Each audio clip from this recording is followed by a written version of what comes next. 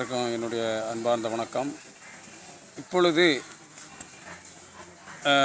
சில ஐயாவுடைய அன்பர்கள் அகிலத்திரட்டை பற்றியும் ஐயாவுடைய அவதாரத்தினுடைய நிலையை பற்றியும் பல கேள்விகளையும் பல சர்ச்சைகளையும் உருவாக்கி இருக்கிறார்கள்.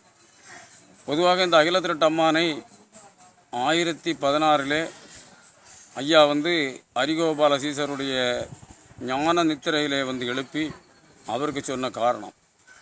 அப்போ இதில் குறை நிறை ஏதாவது இருந்தால் ஹரிகோபாலர் எந்த ஞானத்திலிருந்து எழுதினாரோ அதே ஞானம் ஒருவர் பெற்றால்தான் இதில் என்ன குறை இருக்கிறது நிறை இருக்கிறது என்று நாம் தெரிந்து கொள்ள முடியும். நாம் எல்லாருமே பொதுவாக என்னையும் சேர்த்து தான் சொல்லுகிறேன், நாம் எல்லாருமே என்னும் உடல்நிலை, மனநிலை, உணர்வு நிலை என்கிற 3 நிலையையும் தாண்டி உயிர்நிலை என்கிற ஆன்மாவை உணரக்கூடிய தகுதியை நாம் பெறவில்லை. அப்படி தகுதி பெறாத நாம் அகிலத்திரட்டை பற்றி விமர்சிப்பது, அதனுடைய கருத்துக்களை நமக்கு தோன்றியவாறு வெளிப்படுத்துவது அது மிகப்பெரிய தெய்வ குற்றம். அது உங்களுடைய எதிர்காலத்துக்கே மிகப்பெரிய ஒரு பாவமாக மாற்றுவதற்கு காரணமாக நீங்களே அமைகிறீர்கள். ஐயாவுக்கு தெரியாதது எதுவும் இல்லை. எவனவன் என்ன செய்ய வேண்டும் என்றாலும் அவரவர் செய்யும் குற்றம் ஆண்டி நான் அறிவேன். ஐயாவுக்கு தெரியாமல் யாரும் எந்த தப்பும் செய்ய முடியாது. அப்படி இருக்கும் பொழுது நாம் ஏதாவது நமக்கு தெரிஞ்சால், இவர் தப்பு தெரிஞ்சாலோ சரி தெரிஞ்சாலோ நாம் ஐயாவிடத்திலே அவர்களை திருத்துவதற்காக, அவங்களுக்கு நல்ல எண்ணத்தை கொடுப்பதற்காக, அவங்களை நல்லதாக வாழ வைப்பதற்காக நாம் வேண்டுதலை பிரார்த்தனை வைக்க வேண்டுமே தவிர இந்த மாதிரிப்பட்ட ஃபேஸ்புக்கு, இன்டர்நெட்டு இதிலெல்லாம் நம்ம மனம் தோன்றியது போல கருத்துக்களை வெளியிடுவதற்கு நமக்கு யாருக்கும் அதிகாரம் இல்லை. ஐயாவுடைய அகிலத்திரட்டில் சிக்னேச்சர் போடுவதற்கு நாம் யாரும் அந்த தகுதியோடு பிறக்கவில்லை. அதனால் உங்களுக்கு தெரிஞ்சதை நீங்கள் முடிஞ்சால் வெளிப்படுத்துங்க.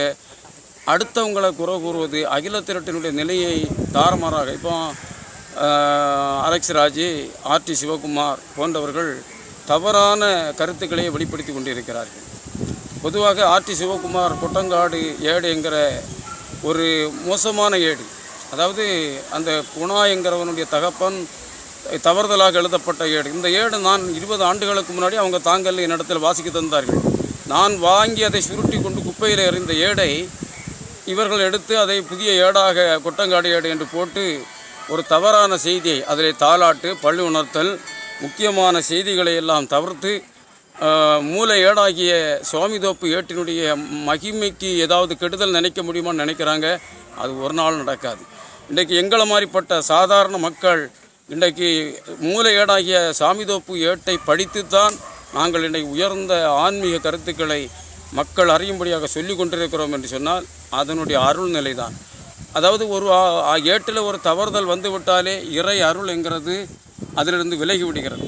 அப்படி அருள் இல்லாத ஏடை படித்து நாங்கள் எப்படி இந்த ஆன்மீகத்தை உணர்ந்து மக்களை எல்லாரையும் சம அன்பாக, எல்லாருக்கும் அகிலத்திரட்டினுடைய அன்பை வெளிப்படுத்தக்கூடிய, பொறுமையை வெளிப்படுத்தக்கூடிய, தர்மத்தை வெளிப்படுத்தக்கூடிய பக்குவம் எப்படி கிடைக்கும்? அதனால் நம்மளுக்கு தெரிந்தது ஒன்றுமில்லை, தெரியாதது நிறைய இருக்கிறதுங்கிற உண்மையை நீங்கள் தெரிந்து கொண்டு அகிலத்திரட்டை குறை கூறுவதை நிறுத்திவிட்டு உங்கள் குறைகளை சரி பண்ணுங்கள், எல்லாமே சரியாகும் என்பதை என்னுடைய அன்பான வேண்டுகோளாக உங்களுக்கு சொல்லுகிறேன். ஐயா உண்டு. அன்பு வணக்கம்.